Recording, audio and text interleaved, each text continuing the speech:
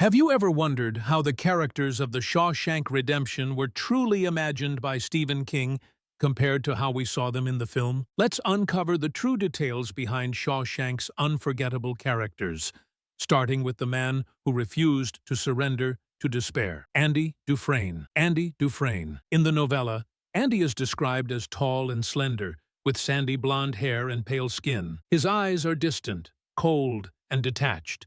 The kind of man who looks like he's always calculating. He carries himself with quiet confidence, never raising his voice, never showing weakness. Tim Robbins captured this calm precision in the film, but his darker features and softer expressions made Andy feel more approachable. What the movie nailed perfectly was Andy's hidden strength, the way he could endure decades of suffering, plan a 20-year escape, and still walk out clean, in a suit, as if he owned the world. Ellis Boyd, Red Redding. Perhaps the biggest change. In Stephen King's story, Red is Irish. He's described as pale, with freckles and red hair, which is why the inmates call him Red. But when Morgan Freeman stepped into the role, the entire character was transformed. His voice, his wisdom, and his soulful presence turned Red into the film's moral compass. The nickname became a clever inside joke when Freeman says, "Maybe it's because I'm Irish." Freeman didn't just play Red. He became the voice of Shawshank itself. Warden Samuel Norton. In the book,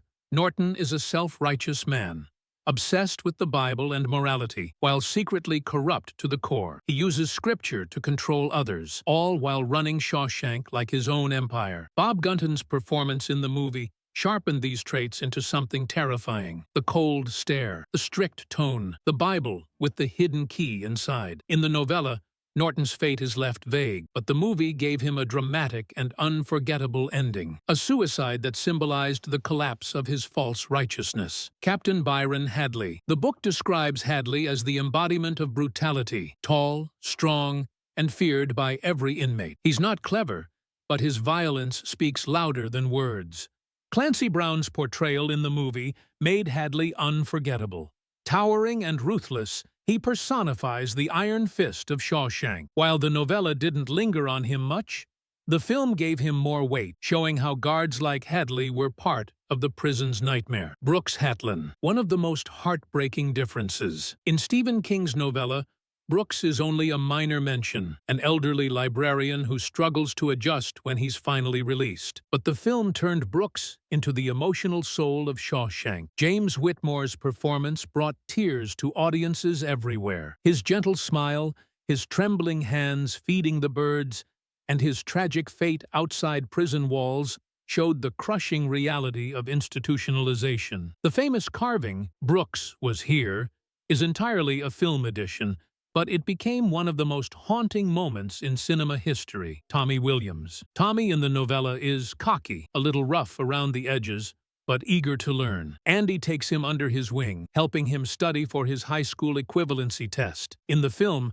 Tommy is younger, friendlier, and almost innocent, played brilliantly by Gil Bellows. This change made his fate even more tragic. When Tommy learns the truth that could prove Andy's innocence, the warden has him silenced. In the novella, Tommy simply transfers to another prison, but in the movie, his death becomes the breaking point, the moment Andy realizes the system will never set him free. Boggs Diamond and the Sisters. In the book, Boggs and his gang, the Sisters, are described as violent predators who target Andy during his early years. They are cruel, manipulative, and relentless. The film kept this element but toned down the brutality for obvious reasons. Still, Mark Rolston's performance as Boggs gave Andy's struggle more weight. Every small victory Andy won, every beating he survived, became part of his quiet war against Shawshank itself. Other key characters. Haywood. In both book and film, Haywood is one of the inmates who provides comic relief, though in the novella, his role is smaller. In the movie, William Sadler gave him a memorable presence, making him part of Red's close-knit circle. Boggs and the Guards. In King's novella, the prison guards are faceless, a collective presence. The movie gave them distinct roles, making the cruelty feel more personal. Andy's wife and her lover. They appear briefly in both versions, more as symbols than characters. In the film, they represent Andy's wrongful conviction and the injustice that defines his life. Fat Ass.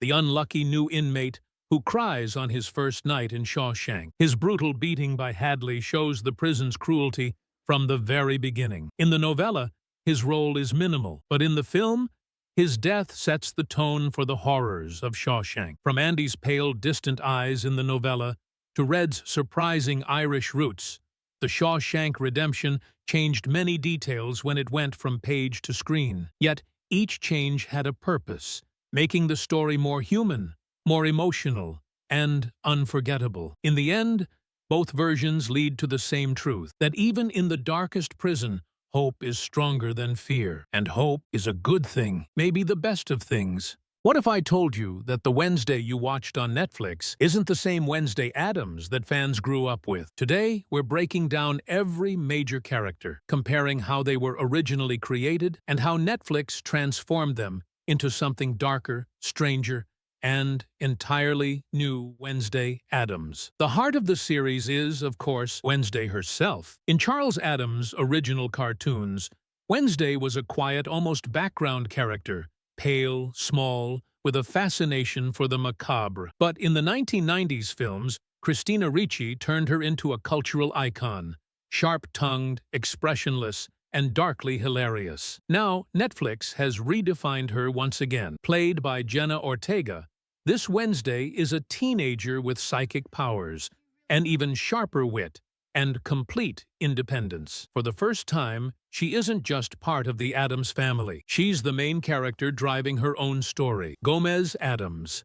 If you only know Gomez from the 1990s films, you probably remember him as tall, handsome, and endlessly romantic, brought to life by Raul Julia. But in the original comics, Gomez was short, stocky, and a little eccentric. Netflix went back to that design with Luis Guzman's version. His Gomez isn't traditionally handsome, but he's quirky, funny, and deeply devoted to Morticia. While fans were divided, this Gomez is actually the truest to Charles Addams' original vision. Morticia Addams. For decades, Morticia has been the Gothic queen of the Addams family. Tall, elegant, mysterious. Whether it was Carolyn Jones in the 1960s or Angelica Houston in the 1990s, she always commanded the screen with her icy calm. Catherine Zeta-Jones brings her into the Netflix era. She's still glamorous, but her dynamic with Wednesday is new. For the first time, we see real tension between mother and daughter. Morticia represents tradition, while Wednesday wants freedom, a conflict never explored this deeply before. Enid Sinclair. Enid is a character you won't find in any Addams Family cartoons, shows, or films. She's a completely original creation for Netflix. Bright, colorful, bubbly, and a werewolf struggling to wolf out, Enid is everything Wednesday is not. Yet, their unlikely friendship became one of the most important relationships in the series. Through Enid, the show explored what it means to accept people who are completely different from you, while giving Wednesday her first real emotional bond outside of family. Principal Larissa Weems, another Netflix invention, played by Gwendolyn Christie. Weems is tall, elegant, commanding, but with a bitter history. She once attended Nevermore alongside Morticia, and jealousy has haunted her ever since. While she doesn't exist in Addams family lore, her role as an authority figure and her tense relationship with Morticia give the series new layers of drama. Thing, the disembodied hand, is one of the oldest Addams family icons. In the 1960s show, he was just a hand popping out of a box. Netflix updated him into a stitched-up, fully mobile hand with more personality than ever before. He's loyal, expressive, and even heroic, stealing nearly every scene he's in. Thing is proof that even a classic character can evolve and still win over a modern audience. Pugsley Addams. Traditionally, Pugsley has been the plump, mischievous little brother, often the victim of Wednesday's twisted experiments. In the Netflix series, his role is smaller. He's bullied at school, and Wednesday becomes his protector, a reversal from the usual dynamic. Instead of tormenting him, she defends him, showing a rare, softer side of her character. Uncle Fester. Uncle Fester has always been one of the strangest and funniest Addams. Bald, eccentric, unpredictable. In Netflix's version, played by Fred Armisen, Fester only appears briefly, but his quirky energy brings comic relief at just the right moment. While fans debated his look, his appearance was a welcome nod to Addams family tradition. Marilyn Thornhill, Miss Thornhill, perhaps the biggest twist of all. Christina Ricci, the original Wednesday Addams, returns, but this time as Marilyn Thornhill, a kind and approachable teacher, or so it seems. By the end, her true identity is revealed, and she becomes one of the show's central villains. This casting choice wasn't just clever, it was symbolic, passing the torch from the old Wednesday to the new one, while reminding fans that the Addams family is always full of surprises. The Nevermore students. Xavier Thorpe.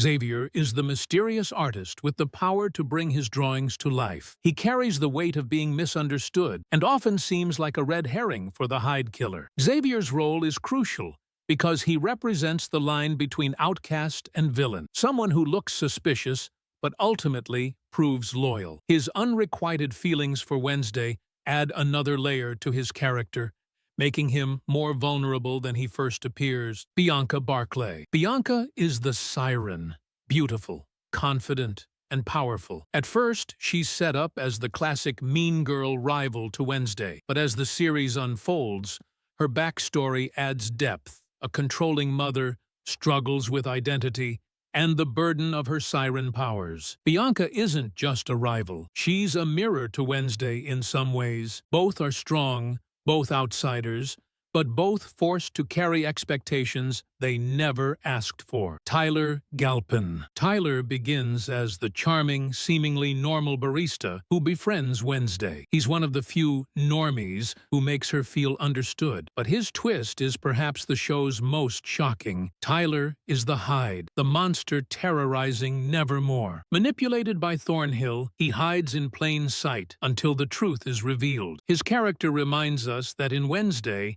the real monsters don't always look like outcasts. Sometimes they look just like everyone else. Eugene Ottinger. Eugene is the quiet beekeeper, loyal, nerdy, and often overlooked. But his bond with Wednesday becomes one of the show's most heartfelt connections. When he's attacked by the Hyde, it shakes Wednesday to her core, showing just how much she cares for the people around her, even if she pretends otherwise. Eugene is proof that even the smallest, quietest characters can have a massive emotional impact, from faithful recreations like Gomez and Thing to brand new inventions like Enid and Weems, and the surprising twists with Xavier, Bianca, Tyler, and Eugene. Netflix's Wednesday isn't just a reboot, it's a reinvention. Some characters stayed close to the original comics, while others were transformed to tell a new story for a new generation. And in the middle of it all stands Wednesday herself, a character who began as a quiet side figure and has now become one of the most iconic faces in modern television. Because in the Addams family, nothing ever stays the same. It only gets stranger.